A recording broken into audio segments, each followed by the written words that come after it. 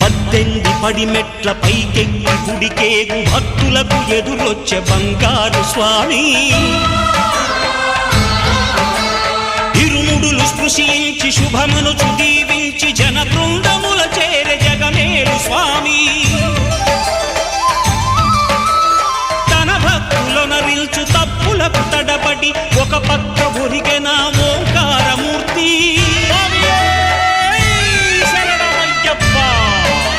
స్వాములందరూ తనకు సాయము కాగా ధీమంతుడై లేచే ఆ కన్య స్వామి